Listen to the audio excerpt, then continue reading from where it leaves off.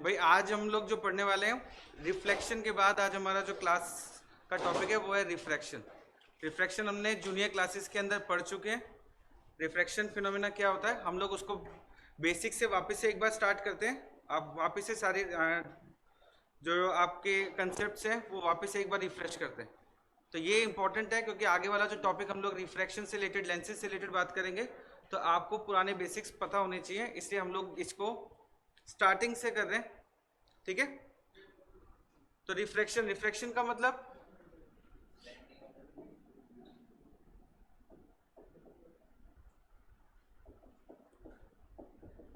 Refraction bending of light कब होती है? Bending of light when it enters from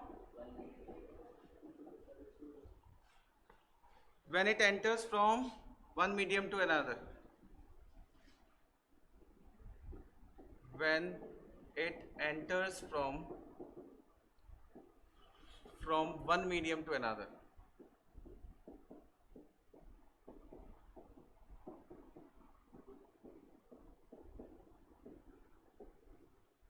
ठीक है ना, इस फिनोमेना को हम लोग क्या बोलते हैं? रिफ्रैक्शन बोलते हैं। अब रिफ्रैक्शन के अंदर बेंडिंग एक मीडियम से दूसरी मीडियम में, तो मैंने एक बार कंसीडर कर लेते हैं हम लोग कि सपोज ये वाला मीडियम है रेयर मीडियम और ये वाला मीडियम है डेंसर मीडियम। कोई भी रे ऑफ लाइट को, किसी भी रे ऑफ लाइट को जब हम लोग एक मीडियम से दूसरे मीडियम में एंटर हो रही है, तो हम लोग एंगल जो मेजर कर रहे होते हैं वो हमेशा किससे लेते हैं? नॉर्मल से। और इसी एंगल को हम लोग बोलते हैं आई। ये वाली रे को बोल रहे हैं इंसिडेंट रे, इस रे को हम कह रहे हैं इंसिडेंट रे। और रेयर से डेंसर मीडियम में जब रे ऑफ लाइट आ रही है, तो लाइट जब बेंड हो रही है तो वो कहां पे जा रही है? Towards normal, towards normal. अब इसी नॉर्मल से जो एंगल बना रही है ये रे ऑफ लाइट, उसे हम लोग बोल रहे हैं एंगल ऑफ रिफ्रैक्शन। पहले वाला टॉपिक था वो क्या था? एंगल ऑफ रिफ्लेक्शन, जब लाइट बाउंस बैक होकर उसी मीडियम में वापस चली जाती है, जब स्पीड सेम रहती है। यहाँ पे स्पीड डिफरेंस हम लोगों को देखने को मिलेगा। कैसे? कि जब रे ऑफ लाइट एक मीडियम से दूसरे रेयर से डेंसर मीडियम में जा रही है तो टुवर्ड्स नॉर्मल शिफ्ट हो जाती है। ऐसे ही जब रे ऑफ लाइट डेंसर से रेयर मीडियम के अंदर एंटर होगी तो क्या होगा? तो ये हो जाएगी अवे फ्रॉम द नॉर्मल। इसे मैं बोल रहा हूँ एंगल ऑफ इंसिडेंस, इसे बोल रहा हूँ मैं एंगल ऑफ रिफ्रैक्शन। डेंसर से तो ये शिफ्ट कहाँ हो गई? Away from the normal.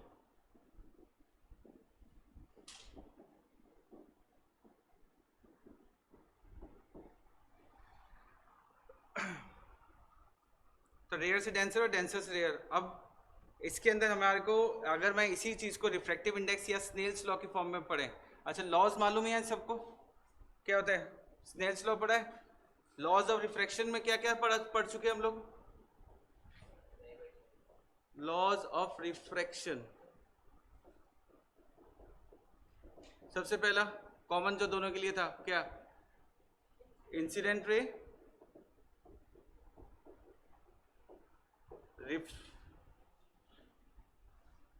Refracted रे एंड नॉर्मल।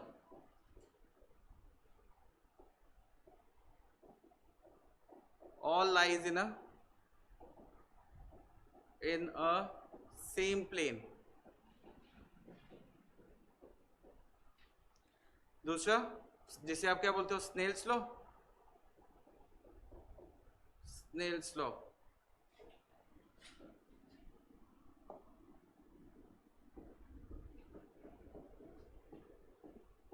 स्नेल्स लॉ क्या था? कि sine of angle of incidence to the sine of angle of refraction is equals to, value हमेशा कैसी आती है? कांस्टेंट।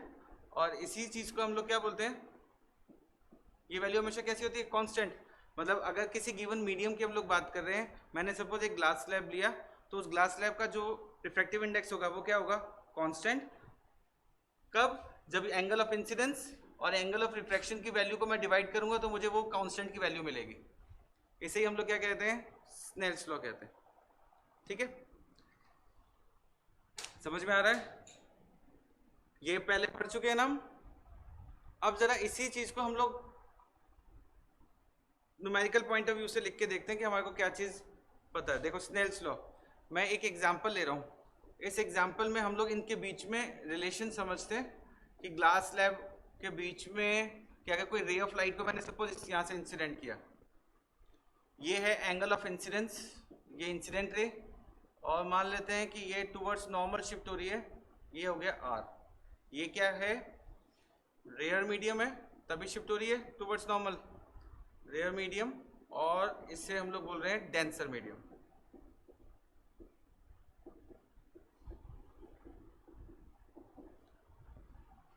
ठीक है। अब इसी कांस्टेंट वैल्यू जिसे हम लोग अब बोल रहे हैं रिफ्रैक्टिव इंडेक्स, ये कांस्टेंट वैल्यू की वैल्यू के कौन बताएगा हमारे को, रिफ्रैक्टिव इंडेक्स। एक्चुअल में रिफ्रैक्शन का जो रीजन है, कॉज है, वो क्या है, कॉज ऑफ रिफ्रैक्शन, ये हमें पता होना चाहिए। कॉज ऑफ रिफ्रैक्शन,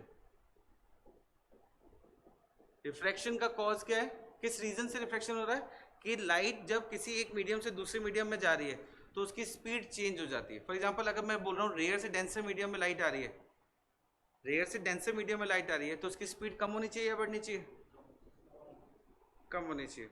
बिल्कुल, कैसे कम क्यों है भाई, अगर आपको मान लो आपको कह दिया जाए कि आपको पानी में आपको स्विमिंग करनी है, सपोज वाटर के अंदर आपको स्विम करने के लिए बोला जाए, और एक मीडियम को बदल दें, आपके पास वाटर की जगह हनी वाला स्विमिंग पूल है, उसमें से आपको एक पॉइंट से दूसरे पॉइंट पे मूव करके जाना है, किस में जोर आने वाला है आपको एक पॉइंट से दूसरे पॉइंट पे जाने में, हनी वाले में, है ना। खाते खाते भी पहुंचते चले जाओगे, कितने भी खा लो कम तो होने वाला नहीं है। तो जब एक मीडियम से दूसरे मीडियम में, तो आपको जब हनी में जाने में मुश्किल हो रही है, वाटर में इजीली फ्लो कर पा रहे हो, स्विम कर पा रहे हो, तो क्या होगा, तो इसका मतलब लाइट को भी ऐसी ही प्रॉब्लम आती है। तो लाइट की जो स्पीड है वो डेंसर मीडियम में क्या हो जाती है, कम हो जाती है, रेयर मीडियम में स्पीड क्या रहती है, ज़्यादा हो जाती है। तो अगर रे ऑफ लाइट रेयर से डेंसर मीडियम में आएगी तो उसकी स्पीड स्लो हो जाएगी, डेंसर से रेयर मीडियम में जाएगी तो उसकी स्पीड फास्ट हो जाएगी, तेज हो जाएगी। अब इसी रेशियो को हम लोग क्या कैलकुलेट करते हैं, और यही कॉज ऑफ रिफ्रैक्शन है कि change in the speed of light, change in speed of light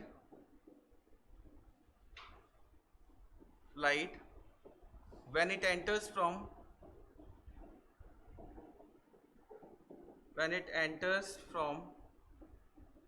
one medium to another,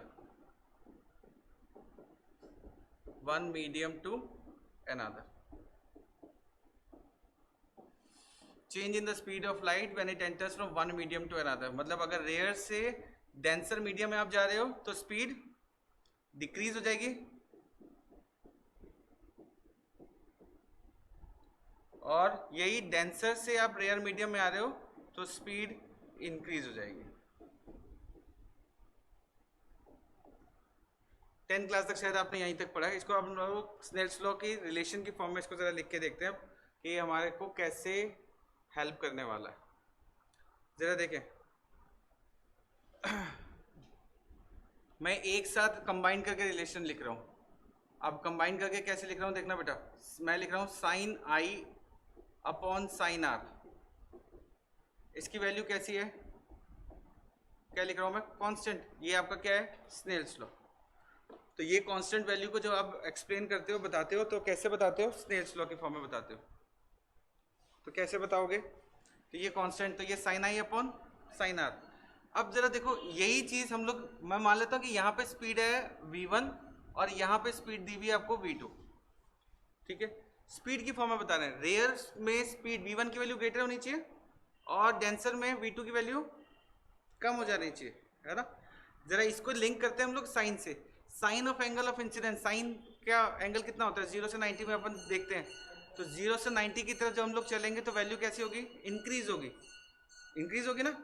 0, 1/2, 1/√2, √3/2 और साइन 90 की वैल्यू कितनी हो गई, 1 हो गई, तो इंक्रीज हो रही है। तो इसका मतलब sine of angle of incidence ये ग्रेटर है या ये ग्रेटर होना चाहिए, आई की वैल्यू ग्रेटर होनी चाहिए। कंडीशन क्या है, रेयर से डेंसर मीडियम में लाइट जा रही है, तो ये क्या है, एंगल ऑफ इंसिडेंस, और ये क्या है, एंगल ऑफ रिफ्रैक्शन, इंसिडेंस और रिफ्रैक्शन। तो बेटा साइन एंगल आई की वैल्यू ग्रेटर होनी चाहिए as compare to R, yes और नो, ठीक है। तो ये बात फिक्स कर दी। ये देखो न्यूमरेटर ग्रेटर है, डिनोमिनेटर कम है, मैं डिवाइड करूंगा, ये वाली वैल्यू कुछ आएगी, वो वैल्यू कैसी है, कांस्टेंट फिक्स। चलो अब दूसरी चीज, इसी को मैं स्पीड की फॉर्म में बता रहा हूँ, रेशियो को स्पीड की फॉर्म में बता रहा हूँ। तो स्पीड कितनी है, मान लेते हैं इसमें स्पीड कितनी है v1 और इसकी स्पीड है v2। जब मुझे स्पीड की फॉर्म में इसी रेशियो को लिखना हो तो ग्रेटर वाला कहाँ लिखूंगा, न्यूमरेटर ऊपर। तो मैंने यहाँ पे लिख दिया उसको v1 अपॉन v2, ठीक है, जहाँ से रे ऑफ लाइट आ रही है। अब ग्रेटर वाला मैंने यहाँ पे ये डिसाइड कर लिया। हमारे को ये कंफ्यूजन होता है कि v1 ऊपर आएगा कि v2 ऊपर आएगा, ठीक है। तो मैं आपको ये बता रहा हूँ कि आप साइन ऑफ एंगल इसको देख लो, कभी आपको ये कंफ्यूजन होता है तो आप साइन एंगल देख लो कि वो साइन एंगल ऊपर वाला स्मॉलर है या ग्रेटर है। अगर ग्रेटर है तो इसका मतलब ऊपर वाली जो सारी वैल्यूज होंगी वो ग्रेटर है, स्मॉलर है तो इसका मतलब ऊपर वाली सारी वैल्यूज कैसी है, स्मॉलर है। आप इसी चीज को दूसरी तरह से भी समझ सकते हो कि कोई भी रे ऑफ लाइट अगर एंटर हो रही है किसी एक मीडियम से दूसरे मीडियम में, है ना, तो कहाँ से रे ऑफ लाइट आ रही है, वो स्पीड वो वाली आएगी, पहले वो वाली आएगी, फिर जहाँ जा रही है वो वाली आएगी। ये याद करना थोड़ा सा मुश्किल है। ग्रेटर और ये लेस देन से कंपेयर करोगे तो आपकी गलती नहीं होगी, आप उसको हाथों हाथ चेक कर सकते हो, ठीक है। अब इस स्पीड में जो रेशियो, ये स्पीड का जो रेशियो में चेंज आया दैट इज कांस्टेंट। अब जब भी कोई लाइट ट्रेवल कर रही होती है, हमें मालूम है कि लाइट क्या है, फॉर्म ऑफ वेव। उसको कैसे मेजर करते हैं हम, वेवलेंथ की फॉर्म में मेजर करते हैं। उसका डिस्टेंस जो मेजर करते हो कैसे करते हो, वेवलेंथ की फॉर्म में ना। जैसे मैंने इसको यहाँ पे लिख रहा हूँ, ये मैं वेवलेंथ किसे कहते हैं, लैम्डा, इसे क्या बोलते हैं हम, वेवलेंथ कहते हैं, ठीक है। फ्रीक्वेंसी किसे कहते हैं, नंबर ऑफ साइकिल्स पर सेकंड। ये क्या है, एक साइकिल, एक क्रेस्ट और ट्रफ क्या बना रहा है, एक साइकिल। जब वापस से उसी जगह पे वापस ऑब्जेक्ट पहुंच जाता है तो इसका मतलब एक साइकिल कंप्लीट हो गई है। तो यहाँ पे कहाँ से स्टार्ट किया था उसने, इस पॉइंट से, और इस पॉइंट से आके कहाँ पे एंड किया उसने, इस पॉइंट पे। तो ये एक साइकिल कंप्लीट हुई। तो ऐसी जितनी नंबर ऑफ साइकिल्स बनेंगी एक सेकेंड में, उसे हम लोग क्या कहेंगे, फ्रीक्वेंसी कहेंगे। वेवलेंथ नहीं, फ्रीक्वेंसी कहेंगे। क्या बोलेंगे, फ्रीक्वेंसी। वेवलेंथ किसे कहेंगे, उस क्रेस्ट और एक साइकिल के अंदर जितना डिस्टेंस कवर किया उसने, उसे क्या चीज है, वेवलेंथ। अब जरा बताओ, आपको मालूम है स्पीड इक्वल्स टू क्या होता है। यहाँ पे देखो, मैं इसी को स्पीड इक्वल्स टू, स्पीड यहाँ पे बोल रहा हूँ, speed equals to distance upon time, ये लिखते हो ना। स्पीड को मैंने सी से डिनोट कर दिया यहाँ पे, डिस्टेंस अपॉन टाइम। डिस्टेंस किसकी फॉर्म में बता रहे हो, लाइट में, वेवलेंथ की फॉर्म में। और ये क्या चीज है, टाइम। ये क्या चीज है, स्पीड। अब speed equals to lambda upon time, ठीक लिखा है ना। 1 अपॉन टाइम क्या होता है, new. Frequency, number of cycles पर सेकंड, एक सेकंड में जितनी साइकिल्स बन रही है उसे क्या बोलते हो। तो 1 अपॉन टी को क्या लिख सकते हैं हम, लैम्डा मल्टीप्लाई बाय न्यू। ये आपकी हो गई स्पीड, ठीक है। अब हमें मालूम है 11th क्लास में भी हमने पढ़ा है कि जो फ्रीक्वेंसी होती है वो फ्रीक्वेंसी कभी चेंज नहीं होती। फ्रीक्वेंसी जिस सोर्स ने जिस तरह की लाइट या साउंड वेव प्रोड्यूस करी है, उसकी जो फ्रीक्वेंसी है वो थ्रू आउट सेम रहती है, वो कभी बदलती नहीं है, चेंज नहीं होती। फ्रीक्वेंसी हमेशा सेम रहेगी, ठीक है ना। फ्रीक्वेंसी हमेशा सेम होगी। अब फ्रीक्वेंसी हमेशा सेम रहेगी, ये चेंज नहीं होती। एक मीडियम से दूसरे मीडियम में एंटर हो जाएगी तब भी नहीं चेंज होगी। तो इसका मतलब क्या हुआ, यहाँ पे मैं बोल रहा हूँ लैम्डा 1 बोल देता हूँ इसको बोल देता हूँ लैम्डा 2। यहाँ पे क्या लिखूँ बेटा, स्पीड की जगह पे, ये स्पीड है ना, स्पीड की जगह पे क्या लिखना चाहिए मुझे, lambda into new, lambda into new, ऐसे लिखना चाहिए। अब फ्रीक्वेंसी तो कांस्टेंट है, सेम है, फ्रीक्वेंसी कांस्टेंट है, तो इसको तो कैंसिल कर दो, दोनों कैंसिल हो जाएंगे। ये क्या हुआ, लैम्डा 1 और लैम्डा 2।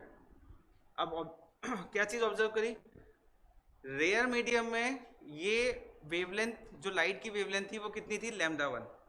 जब ये डेंसर मीडियम में एंटर हुई तो वेवलेंथ हुई लैम्डा 2। बताओ उसकी वेवलेंथ डिक्रीज हुई है या इंक्रीज हुई है,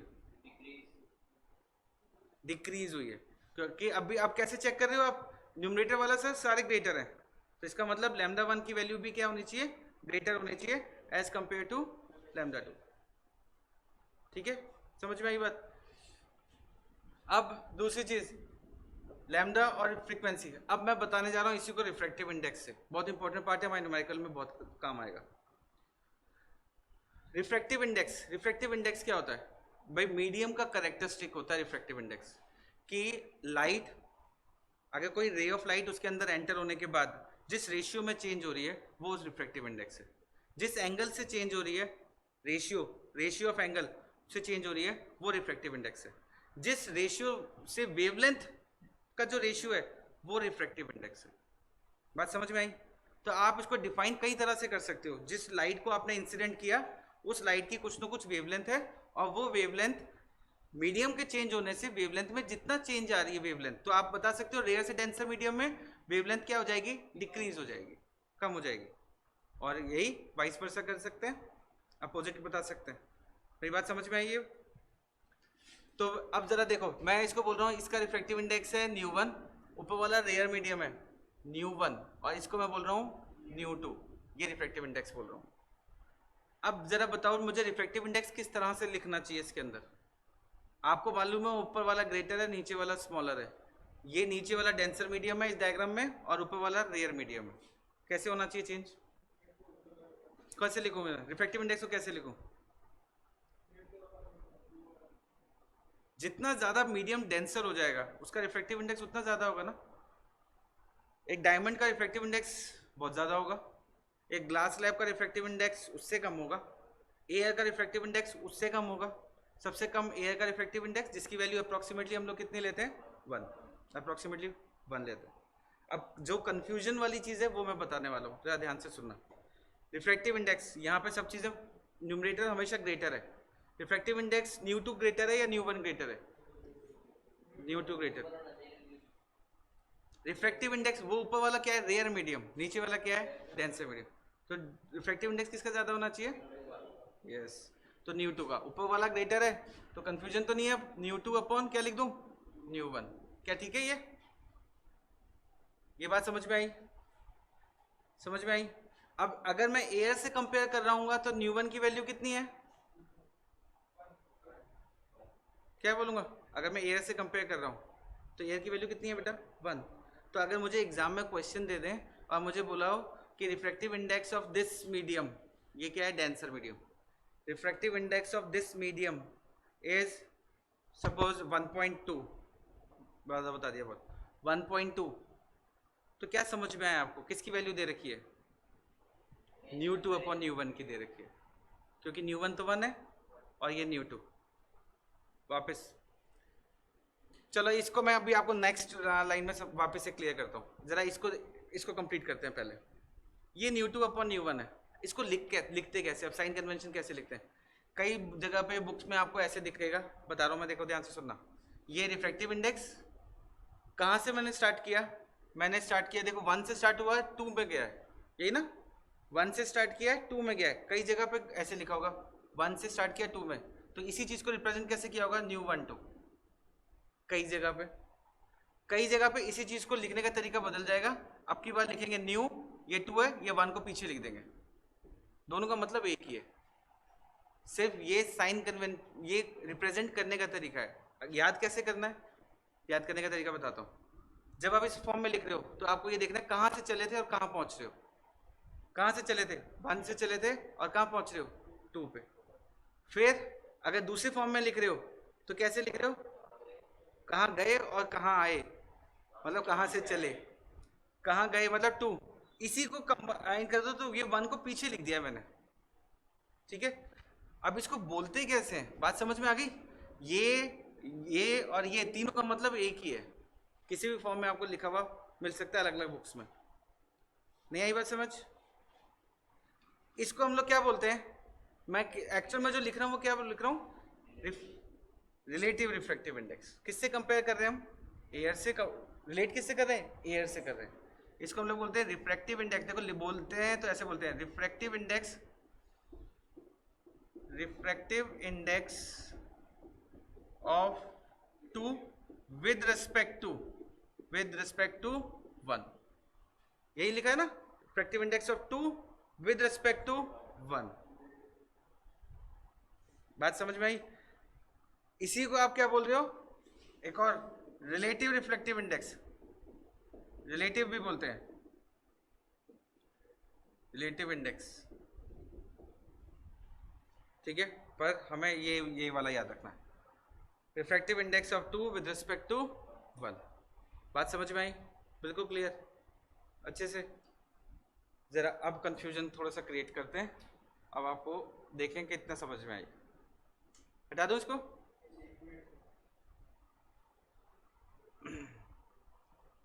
चलो हम लोग एग्जाम्पल 2 ले लेते हैं और इस एग्जाम्पल 2 में जरा दूसरी सिचुएशन देखते हैं।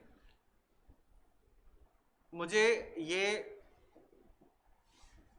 एग्जाम्पल 2 में हम लोगों ने ले लिया, सपोज इस बार ले लेते हैं, वैसा ही नहीं, थोड़ा सा चेंज करते हैं क्वेश्चन को। ये नॉर्मल, ये रे ऑफ लाइट,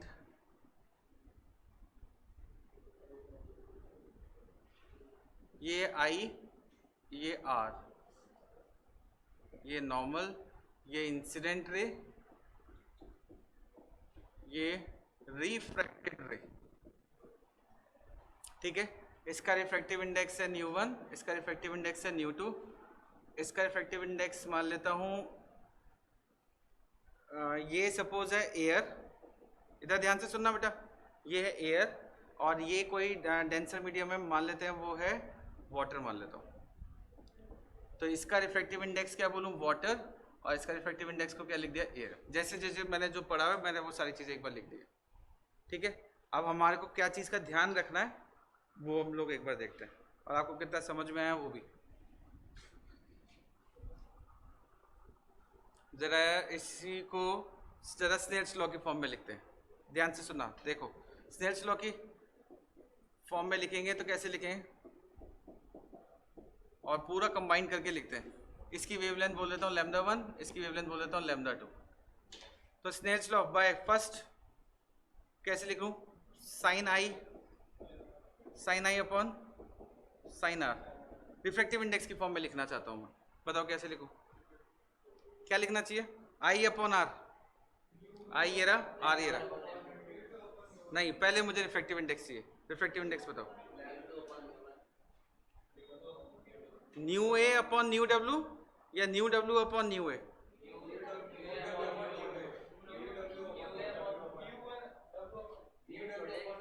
सब एक ही उसमें बोल रहे हो है ना, और बोल इधर वापस सुनो। आप मैंने आपको जो तरीका बताया, कंफ्यूजन जो था उसको जरा यहाँ पे अप्लाई करो। आई छोटा है आर से या आर छोटा है आई से, आई छोटा है, मतलब ऊपर वाली वैल्यूज क्या होनी चाहिए, कम होनी चाहिए। अब ऊपर वाली वैल्यूज कम है तो इसका मतलब ये वाला जो मीडियम है वो कैसा है बेटा, ये डेंसर मीडियम है, वाटर है ना, ये डेंसर मीडियम है, और ये वाला मीडियम कैसा है, ये वाला रेयर मीडियम है। ठीक है, तो मुझे इसको कैसे लिखना चाहिए बताओ, ग्रेटर कौन सा है, आई छोटा है स्मॉलर है, तो स्मॉलर न्यू ए है या न्यू डब्ल्यू है, हाँ न्यू ए अपॉन न्यू डब्ल्यू। ठीक है, यहाँ तक बात समझ में आई। जरा इसी को रिफ्रैक्टिव इंडेक्स को कंबाइन करके भी लिख लेता हूँ एक बार। कहाँ से स्टार्ट किया था मैंने, वाटर से, न्यू वाटर से चले कहाँ पे आ रहे हैं हम, एयर की तरफ, या फिर इसी को न्यू ए डब्ल्यू। ये तो रिफ्रैक्टिव इंडेक्स की फॉर्म में लिख लिया हमने सारा कंप्लीट, डन। ये रिफ्रैक्टिव इंडेक्स की फॉर्म में लिख लिया। अब जरा वेवलेंथ की फॉर्म में लिख लेते हैं। वेवलेंथ की फॉर्म में लिखेंगे, λ1 ऊपर बोला, λ2 बताओ ऊपर क्या आएगा, λ2 ऊपर आएगा। बाकी सबके लिए सेम है, सिर्फ रिफ्रैक्टिव इंडेक्स के केस में आपको अपोजिट करके देखना पड़ता है। ठीक है, क्योंकि डेंसर मीडियम की वैल्यू क्या होती है, रिफ्रैक्टिव इंडेक्स की ज़्यादा होती है। तो इसको मैं क्या लिख दूँ ऊपर, λ1 अपॉन λ2। ठीक है, फ्रीक्वेंसी सेम। ये वाली जो वैल्यू है, ये सारी वैल्यू कैसी है, कांस्टेंट है। अब ये जो कांस्टेंट है मुझे एग्जाम में ये दे रखा है, जरा ध्यान से सुनना। अब जो स्टैंडर्ड तरीका है ना लिखने का, जो स्टैंडर्ड तरीका है लिखने का, वो हम लोग कैसे लिखते हैं स्टैंडर्ड तरीके में। ये रे ऑफ लाइट, ये रे ऑफ लाइट, जब भी मैं कंपैरिजन किससे कर रहा हूँ, एयर से, ध्यान से सुनना, ये आई और ये आर, इससे समझेंगे और उसमें अप्लाई करेंगे। ये आई और ये आर, तो इसे कैसे लिखूं, कैसे लिखूं, साइन आई upon sine r. Refractive index इसका बोल रहा हूँ ν1 और इसको बोल रहा हूँ ν2, कैसे लिखूं, ν2 अपॉन ν1 या ν1 अपॉन ν2, ν2 अपॉन ν1। ये जो तरीका है ना, अगर मैं एयर से कंपैरिजन कर रहा हूँ कि एयर से ग्लास, ये रे ऑफ लाइट एंटर हुई है और किसी मीडियम में जा रही है, तो हम लोग हमेशा उसको कैसे लिखते हैं, देखो ये न्यू2 अपॉन न्यू1 का मतलब क्या हुआ कि न्यू2 अपॉन न्यू1, मतलब न्यू किसकी बात कर रहा हूँ, एयर की। एयर के केस में ये किसकी वैल्यू कितनी होती है 1, तो ये आप कैसे लिखोगे इसको, न्यू सिर्फ क्या लिख सकते हो, सिर्फ न्यू लिख सकते हो। ये न्यू क्या चीज है, न्यू रिफ्रैक्टिव इंडेक्स, क्या लिखोगे इसको, इसकी वैल्यू ये बेटा, ये न्यू टू अपॉन 1 को मैंने किससे डिनोट कर दिया, ये एक स्टैंडर्ड सिंबल से, कि ये क्या चीज है, रिफ्रैक्टिव इंडेक्स ऑफ इस मीडियम का। समझ में आया? अब कंपैरिजन किससे कर रहे हैं हम, एयर से जब कर रहे हैं, जब एयर से कंपैरिजन कर रहे हैं। जरा इसमें देखें यही चीज, हम लोग इसके अंदर जो डायग्राम हमने बनाया वो डायग्राम में क्या था, कहाँ से कंपेयर कर रहे हैं, वाटर से लेके आ रहे हैं। तो देखो ये क्या है, वाटर से एयर, एयर से वाटर, यहाँ पे आपने लिखा देखो एयर से वाटर, ऐसे लिखा ना, एयर और वाटर, इस तरह से लिखा है। अब ये स्टैंडर्ड तरीका नहीं है ना लिखने का, नहीं है ना बेटा, ये स्टैंडर्ड तरीका है लिखने का। न्यू ए तो क्या है, 1 ही तो है, तो मेरे को इसमें ये 1 अपॉन न्यू हो गया। एक्चुअल में देखा जाए तो ये क्या हो गया सर, ये 1 अपॉन न्यू ऑफ वाटर हो गया, यही हो गया। पर जब हम लोग स्टैंडर्ड तरीके से लिखते हैं तो कैसे लिखते हैं, इस तरह से लिखा जाता है। तो मेरे को इसको क्या करना पड़ेगा उस केस में, रेसिप्रोकेट कर देंगे। तो ये न्यू ऑफ वाटर, तो ये न्यू ऑफ वाटर की वैल्यू कैसी है, कांस्टेंट है, कांस्टेंट है। बाकी सब चीज़ें एज इट इज कॉपी कर लोगे ऊपर से, कोई चीज़ नहीं है। इसी को हम लोग क्या बोल रहे हैं, ये वैल्यू कैसी है, कांस्टेंट है। समझ में आया? तो स्टैंडर्ड तरीका हमेशा क्या होता है, एयर से जब आप कंपेयर करते हो, इसी को दूसरे टर्म्स में हम लोग एब्सोल्यूट रिफ्रैक्टिव इंडेक्स भी कहते हैं। एयर से जब कंपैरिजन कर रहे होते हैं ना, तो हम लोग वर्ड यूज करते हैं कि absolute refractive index of this water is this. तो absolute refractive index of water, जरा मेरी बात का आंसर देना। मैंने बोला refractive index of water is suppose 1.5, refractive index of water is 1.5। इसको कंपेयर करके लिखो, कैसे लिखोगे, refractive index of water is 1.5, इसका मतलब refractive index of water with respect to air is 1.5। Clear, समझ में आई ये बात, इज 1.5, ये बात भूलेंगे नहीं। अच्छा एक क्वेश्चन और बताओ, ये तो आगे समझ में, आगे चलते हैं। रिफ्रैक्शन जब आप लोग देखते हो, एक केस हमने रह गया हमारा एक केस, जरा बताओ, ये रे ऑफ लाइट सपोज मैं अगर उसको नॉर्मली पास कर देता हूँ, इसके ये रे ऑफ लाइट कहाँ जाएगी, कैसे जाएगी, सीधी जाएगी। इसके अंदर बेंडिंग आएगी क्या, एंगल ऑफ इंसिडेंस कितना है इसमें, यही आपका नॉर्मल है इस प्लेन का, तो यही एंगल ऑफ इंसिडेंस कितना है उस केस में 0, तो एंगल ऑफ रिफ्रैक्शन भी क्या होगा 0। तो ये रे ऑफ लाइट एक पॉइंट से दूसरे पॉइंट में चली गई और ये इसके अंदर बेंडिंग नहीं आई। रिफ्रैक्टिव इंडेक्स मैंने ये बोला कि वो बेंड नहीं होगी,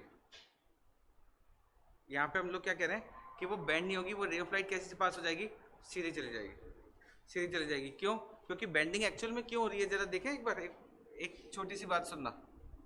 बेंडिंग क्यों हो रही है, क्योंकि आपने रे ऑफ लाइट को, ये सपोज ये रे ऑफ लाइट आपने बनाई, ये आपने बना दिए 7 कलर्स बना दिए, ये रे ऑफ लाइट आपने बनाई।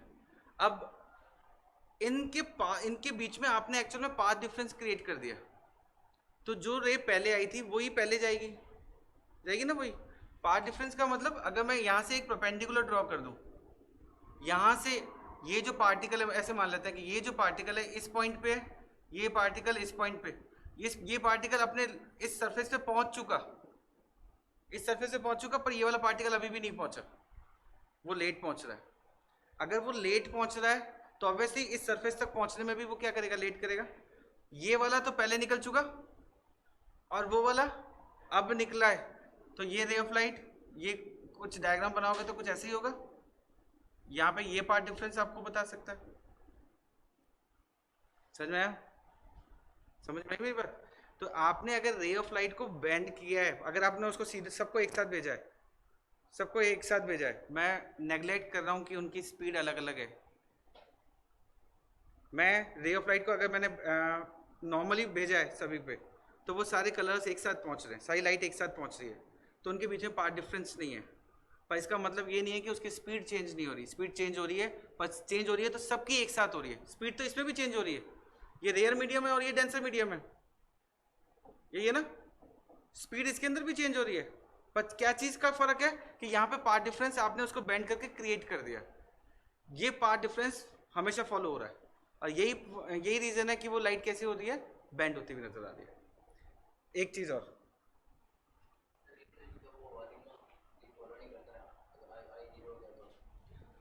नहीं फॉलो कर रहा है ना। जब भी कोई रे ऑफ लाइट को आपने एंटर, ग्लास स्लैब से आपने एंटर किया, ठीक है, अब आप इसके अंदर बेंडिंग नहीं आएगी, ये बात ठीक है, समझ में आई ये बात। पर इस यहाँ पे इसके अंदर जाने के बाद इसकी स्पीड में चेंज जरूर आएगा।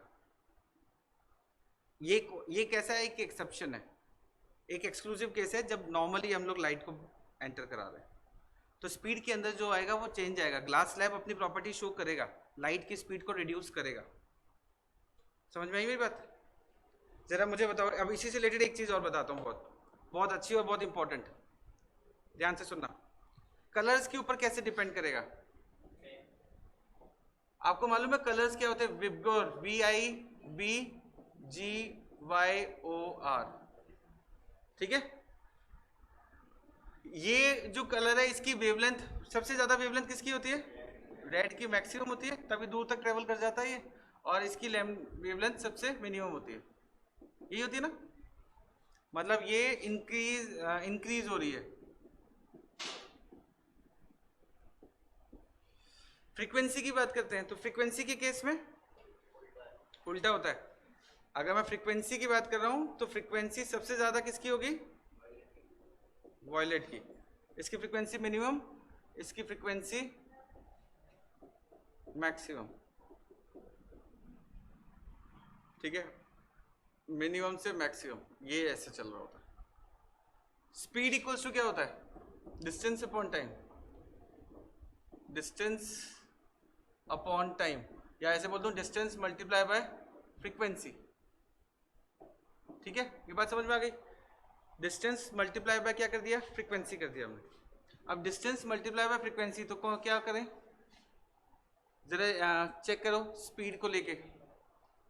किस कलर की, भाई आपने छोटे थे तो आपने एक डायग्राम बनाते थे, ये प्रिज्म का बनाते थे ना, कि ये वाइट लाइट इसमें से गई, ये नॉर्मल, अब ये क्या करती है, इसको स्प्लिट कर देती है 7 कलर्स में, है ना। ये बहुत अच्छा है डायग्राम है इस चीज को समझने के लिए कि सबसे ज्यादा डिफ्लेक्शन, सबसे ज्यादा बेंडिंग कौन से कलर में आती है। हाँ, अब ये रे ऑफ लाइट, इसको मैंने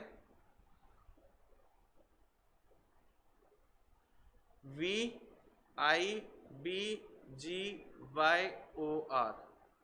तो अब बेंडिंग से भी बता सकते हो इसी कलर को। सबसे ज्यादा बेंडिंग कौन से कलर में आती है? वॉयलेट में। तो बेंडिंग वॉयलेट में सबसे ज्यादा, वॉयलेट का क्या, bending maximum,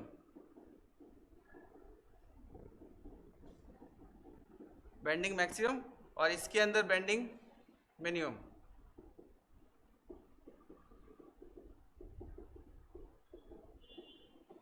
max to minimum, minimum to max, ये ऐसे चल रही है, ठीक है। नोट करते जाओ साथ साथ। Speed equals to distance upon time, और हमने इसको क्या लिख दिया? डिस्टेंस मल्टीप्लाई बाय फ्रीक्वेंसी, ठीक है। ये क्या चीज़ है? डिस्टेंस किसकी फॉर्म में मेजर कर रहे हो आप? वेवलेंथ की फॉर्म में, तो lambda multiply by frequency is equals to speed. अब सारे कलर्स की सर वेवलेंथ अलग अलग है, फ्रीक्वेंसी अलग अलग है, तो उनकी स्पीड कैसे, जरा बताना। अगर किसी की वेवलेंथ देखो सबसे कम है, जिसकी वेवलेंथ सबसे कम है उसकी फ्रीक्वेंसी सबसे ज्यादा है, दोनों का मल्टीप्लाई कांस्टेंट वैल्यू ही होगी। जिसकी वेवलेंथ सबसे ज्यादा है उसकी फ्रीक्वेंसी सबसे कम है, तो जो कांस्टेंट होगा वो क्या होगा? स्पीड। तो स्पीड कैसी आया है? इसलिए स्पीड ऑफ लाइट बोलते हो, speed of colour word use नहीं कर रहे होते हम, ठीक है। तो हमेशा स्पीड कैसी रहती है, सेम रहती है, कांस्टेंट रहती है। करो नोट।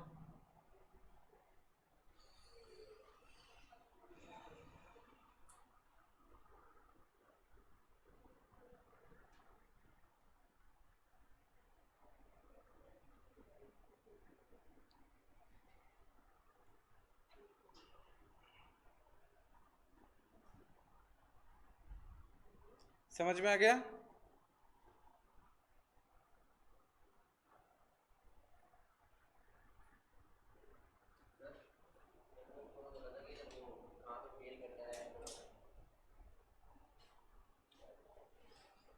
करते हैं, हो गया ये कंप्लीट?